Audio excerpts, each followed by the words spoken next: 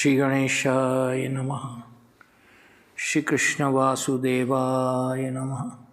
सद्गुरुदेव नमः। भगवान की भक्ति में रुचि किन की होती है? इंटरेस्ट किसको आता है भाई भगवान की भक्ति में? तो कहा कि येषां त्वन्तगतं पापं जनानां पुण्यकर्मणां ते द्वंद्व मोह निर्मुक्ता भजन्ते मां दृढ़व्रताः। जो पुण्य करते हैं और पापों का अंत हो गया है, जिसके मन में वासना होती है कि हमको ये मिले, उनमें दो तरह के लोग होते हैं। एक तो पुण्य कर्म के द्वारा ही अपनी वासना को पूर्ण करना चाहते हैं, और दूसरे वे होते हैं कि चाहे पाप भले करें पर हमारी वासना पूरी हो। चोरी से, बेईमानी से, छल से, कपट से, व्यभिचार से, अनाचार से वे अपनी वासना को पूरी करना चाहते हैं। उनका पाप अभी अंतर्गत नहीं हुआ है, वे तो पाप में संलग्न है। उनकी वासना का ऐसा वेग है कि उसको कायदे से नहीं चला सकते। अपने शरीर को, मन को मर्यादा के अनुसार नहीं चला सकते। जिस देश की, जिस राष्ट्र की, जिस समाज की मर्यादा है, उसके अंदर रहकर काम करना चाहिए। जब रास्ता छोड़कर मोटर चलाते हैं उस समय वासना बहुत तीव्र होती है। जब निश्चित वेग से अधिक मोटर चलाते हैं तो वेग की मर्यादा और मार्ग की मर्यादा, और मान लो ब्रेक न हो मोटर में और चला रहे हैं तो क्रिया की मर्यादा भी भंग हुई। अपने पास चलाने का लाइसेंस नहीं है और चलाते हैं। इन मर्यादाओं को भंग क्यों करते हैं? वासना का वेग तीव्र होने से। जैसे आप मोटर चलाने में मर्यादा भंग करते हैं, वैसे पैसा कमाने में भी करेंगे और पर स्त्री में भी करेंगे, क्रोध में भी करेंगे। क्योंकि एक जगह मर्यादा का न होना सब जगह मर्यादा का न होने के उपलक्षण है, संकेत है। आपका मन जब वश में नहीं है तो पता नहीं कब क्या कर बैठे। पहली बात तो ये है कि पुण्य कर्म करें, विहित कर्म करें, निषिद्ध कर्म ना करें। आप वासना को अपने काबू में कर ले, ईश्वर पर दृष्टि जाने का संयोग ही कहा है। आप वासना को अपने काबू में कर ले, ईश्वर पर दृष्टि जाने का संयोग ही कहा है। जब तक हम बुराइयों में फंसे हुए हैं, गिरते हैं, कभी चलते हैं कभी गिरते हैं। ऐसा भी एक जीवन होता है। जो चलते हैं उनका गिरना तो संभव है, पर गिरकर वे न उठे न चले तो ये अपराध है। गिरते पड़ते आगे बढ़ो, छूट गया कोई हर्ज नहीं, गलती हो गई कोई बात नहीं, परंतु फिर उठो तो मुंह आगे की ओर रहे। वहीं पड़े रहे और वैसा न हो, वहीं पड़े न रह जाए, कहीं पीछे लौट न जाए। आगे बढ़े ईश्वर की ओर देखें। हे प्रभु, हम तो गिर गए, अब तुम उठा लो। ईश्वर की ओर देखते ही मन में पवित्रता आ जाती है। पुंडरीकाक्ष का स्मरण हुआ, कमल नयन प्रभु का स्मरण हुआ और आगे बढ़े। यह स्मरेत पुंडरीकाक्ष स बाह्याभ्यंतरो शुचि ही। यह बात जैसे ज्ञान अभिमान में गिरने की होती है, वैसे ही योग की सिद्धियों में फंसने पर भी गिरने की बात होती है। जो कुछ करते हैं वह प्रभु ही करते हैं। जबान से तो ऐसा बोलते हैं, परंतु वासना पूर्ति के मार्ग पर चलते हैं। कोई कहते हैं हम धर्म तो जानते हैं पर हमसे पालन नहीं होता।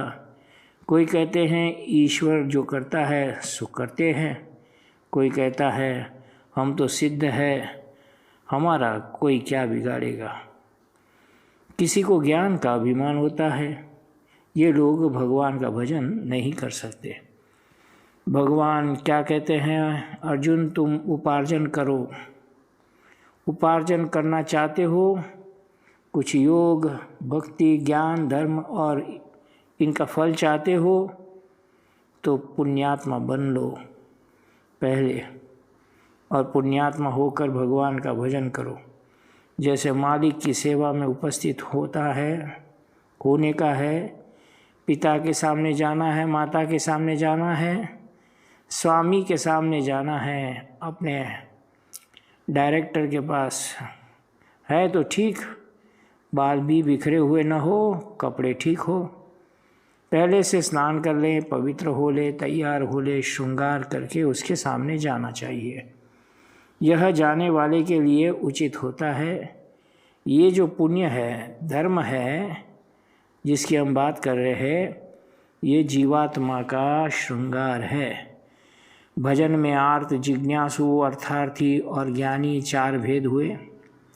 ऐसा लगता है कि अर्थार्थी बाद जिज्ञासु का स्थान होना चाहिए। आर्त वह है जो कष्ट दूर करने के लिए भगवान का भजन करता है। अर्थार्थी वो है जो कुछ पाने के लिए भगवान का भजन करता है। जिज्ञासु वो है जो भगवान को जानने के लिए भजन करता है। और ज्ञानी वो है जो भगवान को जानकर भजन करता है। यदि क्रम बैठाना चाहते हो तो आर्त के बाद अर्थार्थी और अर्थार्थी के बाद जिज्ञासु और जिज्ञासु के बाद ज्ञानी आना चाहिए।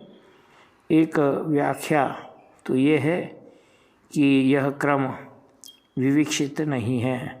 पाठ के क्रम से अर्थ का क्रम बलवान होता है, इसलिए जिज्ञासु को अर्थार्थी से ऊपर बैठाओ। तो अर्थ शब्द का अर्थ ही भागवत में दूसरा ही हुआ है। नल कुबेर मणिग्रीव के प्रसंग में नारद जी ने गाना गाया तो वहाँ ऐसा कहा कि नल कुबेर और मणिग्रीव पर अनुग्रहार्थ ही देवर्षि नारद ने ये संगीत गाया। नारद जी ने एक बात तो ये सोची कि मणिग्रीव नल कुबेर से हमारे धर्म का आविर्भाव हो जाए। जैसे हमको भगवान की स्मृति रहती है, भगवान से प्रेम रहता है, जैसे हमारा हृदय में वो रहते हैं, वैसे ही नल कुबेर मणिग्रीव के हृदय में भी हो जाए। नल कुबेर माने बांस की तरह खड़ा, पीठ की रीढ़ उसकी कभी झुकती नहीं, किसी को नमस्कार करता नहीं। मणिग्रीव माने अपने धन का प्रदर्शन करने के लिए अपने गले में बहुत बड़ा हीरा बांध कर रखता है। देखो हमारे पास इतना बड़ा हीरा है, इतनी बड़ी मणि है। अभिमान से और दंभ से दोनों ग्रस्त थे नल और मणिग्रीव, नल कुबेर और मणिग्रीव। शराब भी पिए हुए थे, जुआ भी खेलते थे, परिस्थिति भी उनके पास थी, नंगे थे, बेहोश थे, परंतु देवर्षि नारद के मन में उनके प्रति करुणा का उदय हुआ। उन्होंने कहा जैसे हम भक्त हैं वैसे ही भक्त ये हो जाए और इन्हें भी भगवान की प्राप्ति हो। अर्थ शब्द का अर्थ है भगवत प्राप्ति। एक तो आर्त है जो संकट विपत्ति दूर करने के लिए भगवान का भजन करते हैं। विपत्ति नहीं है, संपत्ति नहीं है। भगवान को भूल जाना ही सबसे बड़ी विपत्ति है। इससे सारे दुख पैदा होते हैं। नारायण का स्मरण है तो किसी विपरीत विपत्ति का स्मरण नहीं है। हमारे जीवन में विपत्ति पर विपत्ति आती रहती है, क्योंकि जब विपत्ति आती है तब उसके निवारण के लिए आप आते हैं। ऐसा कहा है भागवत ने कुंती ने। आपका दर्शन होता है, और जब आपका दर्शन होता है कृष्ण तो संसार दिखता नहीं। ऐसी प्रार्थना दुनिया में और कहीं नहीं है। अद्भुत है। हमको विपत्ति चाहिए, क्योंकि विपत्ति से बचाने वाला जो है आप है, जो दर्शन देते हैं। द्रौपदी को सभा में नंगा किया तो क्या हुआ? बचाने के लिए आप तो आ गए। दुर्योधन ने दुर्वासा को भेजा तो क्या हुआ? उस विपत्ति से बचाने के लिए। शाकान्न भोजन करने के लिए आप तो आए थे ना। आर्त, जिसमें आरती हो, जिसमें आरती हो, मतवर्थी उच्च प्रत्यय इसको बोलते हैं। आर्तिमान का आर्त बोलते हैं। आर्त के बाद अर्थाती, अर्थ क्या हुआ?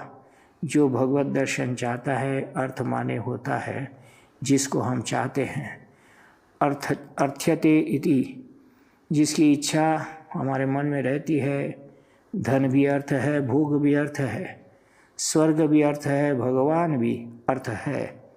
अर्थे न अर्थी, जो अर्थ चाहते हैं, जो चाहते हैं जिससे उस पर ज़्यादा ध्यान नहीं है। जो हम चाहते हैं उस पर ज़्यादा ध्यान है। ये उनकी विशेषता है। हम जप करते हैं कृष्ण कृष्ण कृष्ण। नागपुर में एक सज्जन थे, उन्होंने 3.5 करोड़ हरे राम मंत्र का जप किया था। कहते थे हमको भगवान का दर्शन नहीं हुआ।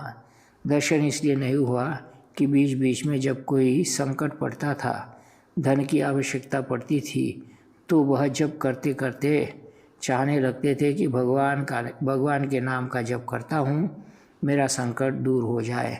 बीच बीच में नाम के बदले संसार की वस्तु चाहने लगते थे। नाम की पूर्णता कट जाती थी। भजन करते थे भगवान का और चाहते थे संसार, तब तो दूसरी स्थिति हो गई। और भजन करते हैं भगवान का और चाहते हैं भगवान को, ये दूसरी स्थिति हो गई। जय सिया राम, जय सद्गुरुदेव।